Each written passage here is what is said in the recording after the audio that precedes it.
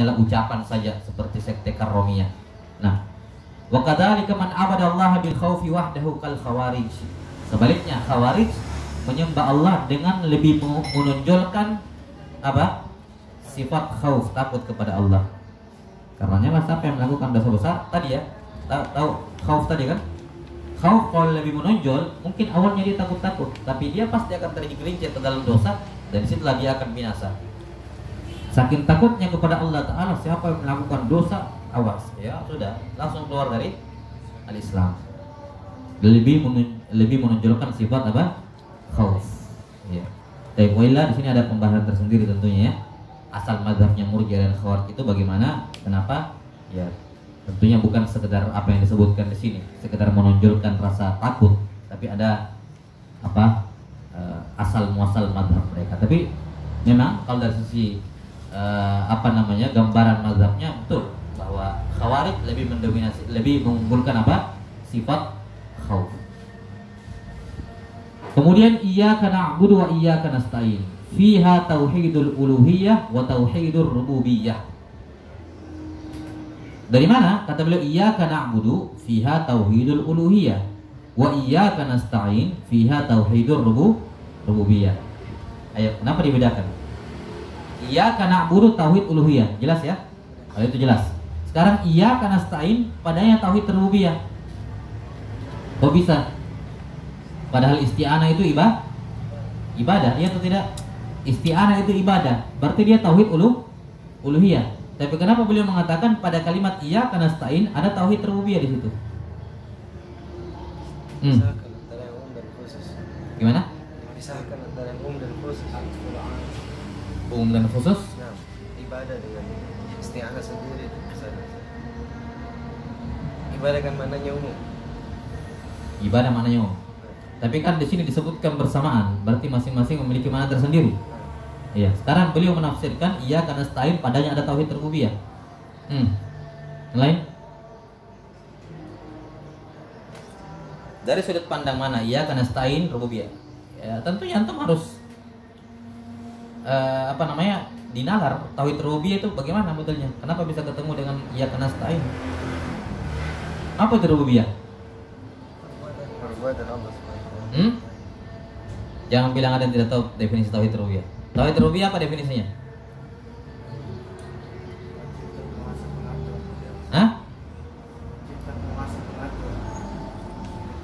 Tauhid rububiyah apa definisinya?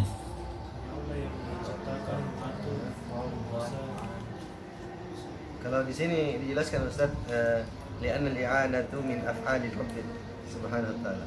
Min af'alil af'al Rabbi subhanahu wa ta'ala. Isti'anah min af'alir Rabb. Nah, i'anah sih. I'anah bukan isti'anah. Baik, jadi dilihat tauhid rububiyah itu adalah apa? Ifradullahi bi af'alihi, ya kan? Mengesahkan Allah dengan perbuatannya. Kalau tauhid uluhiyah, ifradullah bi af'alil ibad, perbuatannya kita. Ya kan? Iya, perbuatannya kita. Maka kalau begitu tinggal dihubungkan dari sudut pandang mana isti'anah itu hubungannya dengan perbuatan Allah. Ya itulah tadi. I'anah memberikan pertolongan adalah perbuatan Allah dari sudut pandang itu. Paham? Ya, jadi begitu cara menghubungkannya. Tatkala rububiyah adalah ifradullahi bi af'alihi, ya, mengesahkan Allah pada perbuatannya. Sementara i'anah itu adalah bagian dari perbuatan Allah. Kalau begitu jelas ini bagian dari apa? Tauhid rububiyah.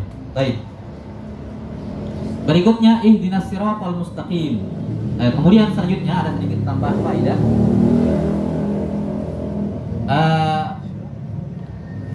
Syekh Shalih bin Abdul Shalih Al-Utsaimin hafizahullah taala menyebutkan bahwa kalimat iyyaka na'budu wa iyyaka nasta'in inilah perjanjian kita dengan Allah yang tersebut dalam Sayyidul Istighfar. Abu'u laka bi ni'matika alayya, belumnya. Allahumma anta rabbi khalaqtani wa ana 'abduk wa ana 'ala ahdika wa wa'dika mastata'tu. Ini al-ahdi wal wa'di. saya berada di atas perjanjian denganmu, ya Allah, sekuat tenagaku, mastata'tu. Saya semaksimal mungkin memenuhi perjanjianku kepadamu. Apa perjanjian kita kepada Allah? Ayat ini, iyyaka na'budu wa iyyaka nasta'in. Mana dalilnya? Tersebut dalam apa? Riwayat Imam Muslim dan selainnya, ketika Allah mengatakan apa? Yaqulul abdu alhamdulillahi rabbil alamin, qala Allahu hamidani abdi, ya kan?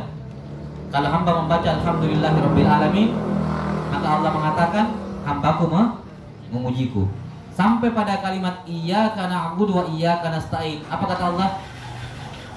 Hadza baini wa baina abdi wa li abdi ma sa'al, ya kan? Ini adalah perjanjian antara saya dengan hambaku, dan hambaku akan mendapatkan apa yang dia minta. Jelas? Maka ayat ini, iyyaka na'budu wa iyyaka nasta'in, pernyataan kita beribadah dan minta tolong hanya kepada Allah, inilah perjanjian kita dengan Allah yang tersebut dalam Sayyidul Istighfar. Ya. Wa ana ala ahdika wa wa'dika mastata'tu. Baik. Berikutnya, ihdinas siratal mustaqim, fiha raddu 'alal mubtadi'in. Nah, tunjukilah kami siratal mustaqim, terdapat sanggahan kepada mubtadi'in. Dari sudut pandang mana? Karena as-siratal mustaqim, ya, jalan yang lurus, penafsiran yang paling atau diantara penafsiran dalam siratal mustaqim adalah apa? Kitabullah. Ya, daraballahu masalan siratal mustaqima. Dalam hadis yang sahih, Allah membuat perumpamaan siratal mustaqim seperti garis lurus, ya kan? Inilah jalan Allah. Padanya ada Quran, ya kan? Di ujung jalan itu ada Al-Quran yang mengatakan, ya Yuhannas halummu, ya, wahai sekalian manusia, ayo ke sini semua, ikuti jalan ini, ya kan? Kemudian dari bawah Al-Quran, dari bawah ada penyeru. Ada apa? Penyeru. Yang dikatakan dia adalah sunnah Rasulullah SAW. Kanan dan kirinya ada tirai-tirai, ya, yang setiap kali mau dibuka akan ada yang teriak, wailaka la taftahu in taftahu tarijuhu. Celaka kamu, jangan kamu singkap itu tirai. Kapan kamu singkap kamu akan masuk. Ya. Maka siratal mustaqim adalah Al-Quran dan sunnah. Jalan Quran dan sunnah. Dan itu apa? Ya, rad alal mubtadi'in. Karena semua bid'ah tidak bersumber dari Quran dan sunnah.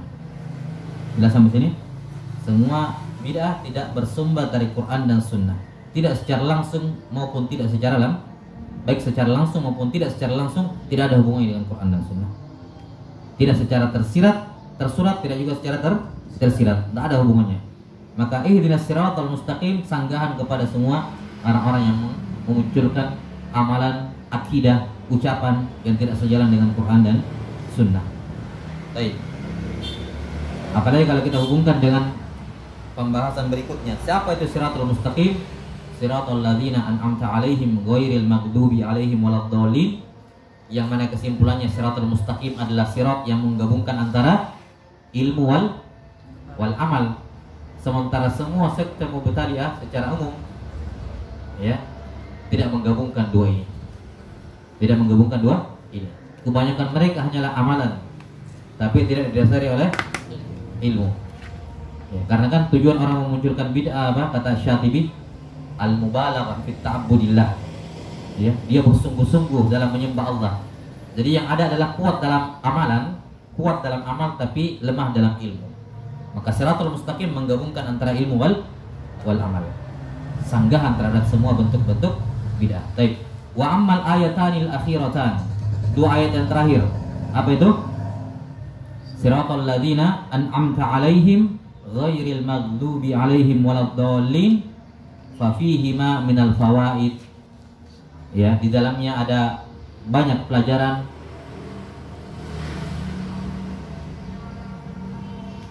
Dzikru ahwalinas. Ini pelajaran yang pertama, penyebutan keadaan-keadaan manusia. Qasamahumullahu ta'ala salasata asnaf.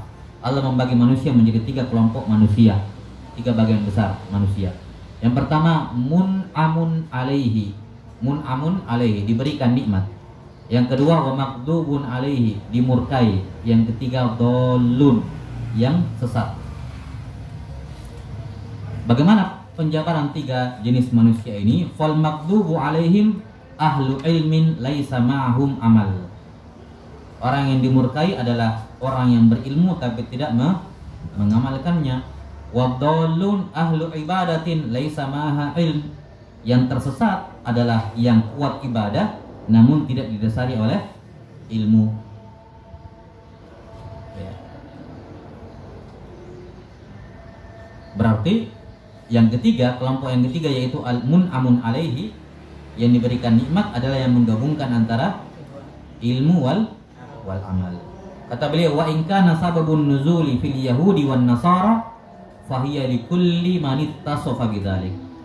Walaupun sebab nuzulnya ayat ini pada Yahudi dan Nasrani, ini disebutkan dalam riwayat Imam Ahmad, diriwayatkan dalam Musnad Imam Ahmad, ketika Nabi SAW menjelaskan tentang siapa al-maghdub dan siapa ad-dhalun. Kata Nabi SAW, al-yahudu al-maghdubu alaihim wan nasara ad-dhalun.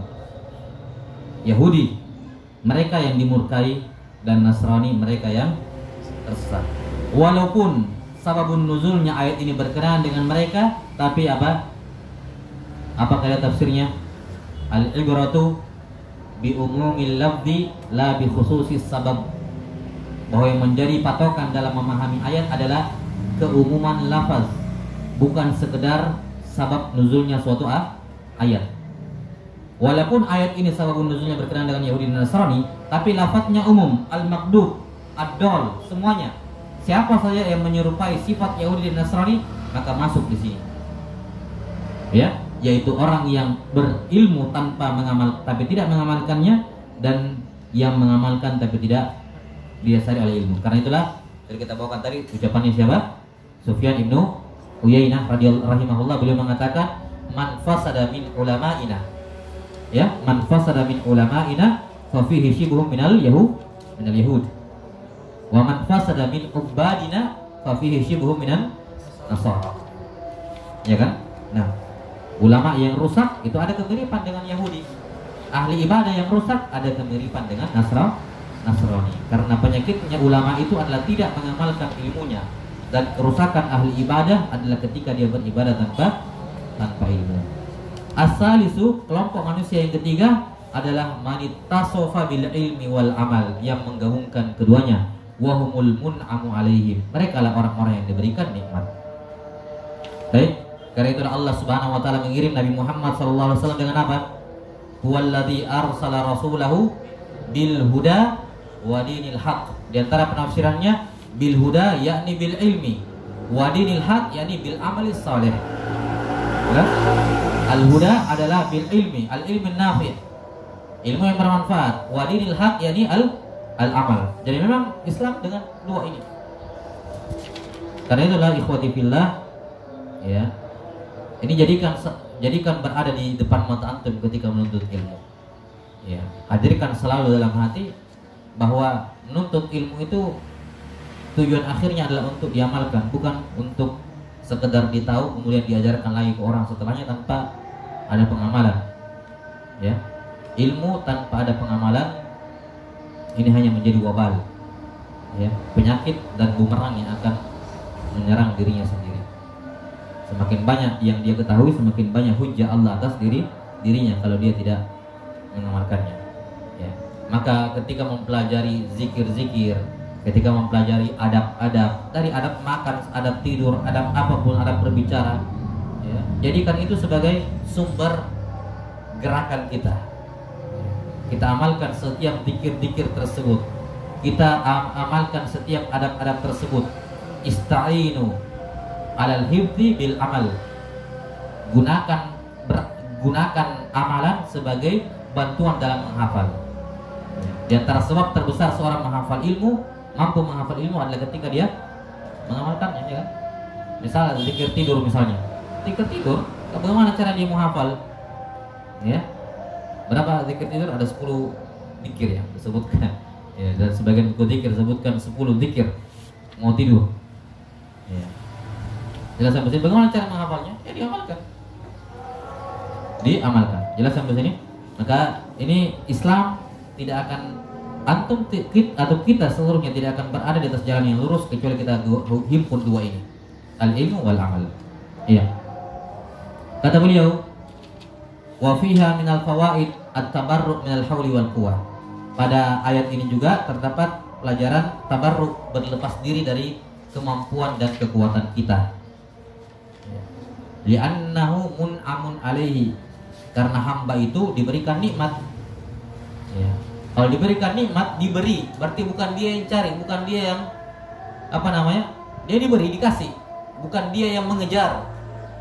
Ya. Maka di sini ibadah atau segala hal yang ada pada diri kita, ya, semua dari Allah Subhanahu Wa Taala. Itulah makna kalimat la haula wala quwwata illa billah. Di antara maknanya kata sebagian ahlul ilm, la haula fi ta'atillah wala quwwata fi tarki ma'siyatillah illa billah.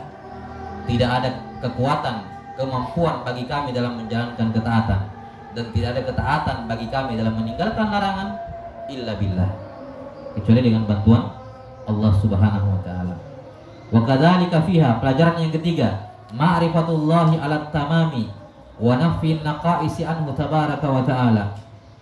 Ya.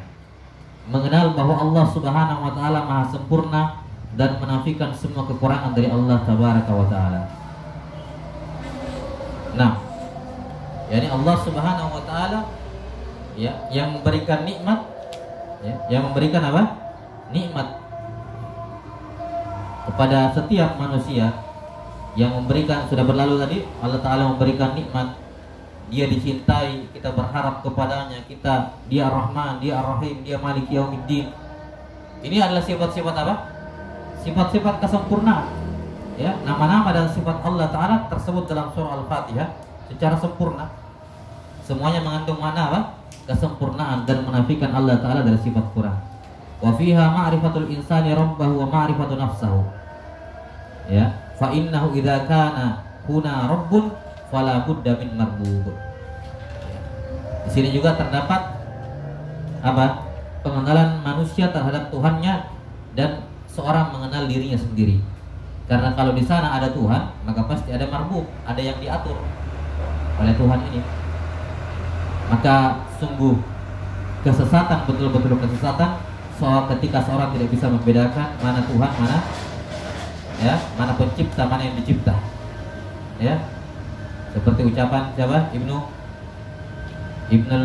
Arabi. Ibnul Arabi mengatakan apa? Al-abdu rabbun war rabbu abdu. Ya kan? Ya laita sya'ri manil mukallaf. Hamba adalah Tuhan, Tuhan adalah hamba. Terus siapa yang mukallaf kalau begitu? Ya. Terus dia tidak bisa membedakan mana Tuhan, mana khalik, mana makhluk, mana rabb, mana marbub. Dia tidak bisa bedakan. Ini kesesatan yang betul-betul kesesatan. Tapi ingat, Tuhan dengan manusia terpisah, cuma tetap ada hubungan. Yaitu apa? Dia dicipta, dia menyembah kepadanya. Jelas sampai sini? Jadi tidak terpisah. Nah, idza kana huna rahimun fala budda min marhum.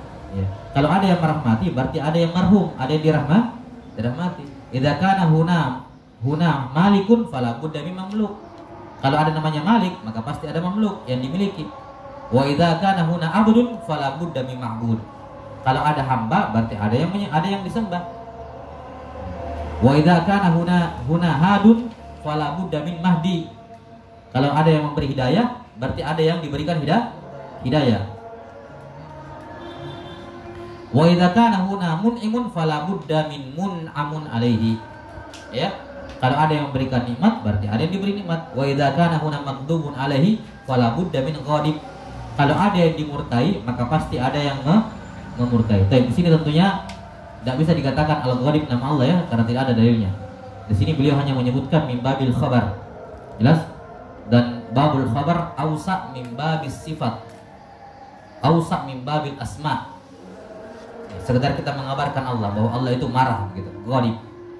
Ya, bukan gharib bermakna nama bagi Allah al-gharib, tidak ada. Jelas? Maka di sini beliau menyebutkan al-gharib bukan mimbab isim, tapi mimbab khabar, sekedar mengabarkan. Dan ini syah, tidak ada masalah. Wa idzaka, dan para ulama banyak yang menggunakan istilah-istilah yang tidak ada keterangannya, ya. Dan mereka menyematkan sesuatu kepada Allah yang tidak ada keterangannya, tapi mimbabil khabar. Misalnya qadim, ya. Ada di kalangan ulama Ahlus Sunnah yang menyebutkan kata qadim seperti At-Tahawi rahimahullah, ya. Qadimun bila betidak, ya. Ya qadim. Ini dimaksudkan tentunya hanya mimbabil khabar, bukan mimbab isbatul ism. Jelas? Ya. Wa idza kana huna dhallun fala budda min mudil. Kalau ada yang tersesat berarti ada yang menyesatkan. Nah, kata beliau fahadhi suratu tadammanatil uluhiyyah war rububiyyah wa nafyun naqais. Ya tadammanat al-uluhiyyah war rububiyyah wa nafyan naqaisi anillahi azza wa jalla wa tadammanat ma'rifatul ibadati wa arkaniha wallahu a'lam. Ini kesimpulannya, surah ini mengandung 3 jenis tauhid. Yang pertama tauhid uluhiyah, yang kedua tauhid rububiyah, dan yang ketiga tauhid asma wa sifat. Menafikan semua kekurangan dari Allah. Dan juga surah ini mengandung ma'rifatul ibadah, pengenalan terhadap apa itu ibadah dan rukun-rukun ibadah. Baik, alhamdulillahirabbil alamin. Kita cukup dulu. Insyaallah kita lanjutkan pada sholatul asar. Wallahu a'lam bishawab. Subhanakallah wa bihamdik asyhadu an la ilaha illa anta astaghfiruka wa atubu ilaik. Alhamdulillahirabbil alamin. Assalamualaikum warahmatullahi wabarakatuh.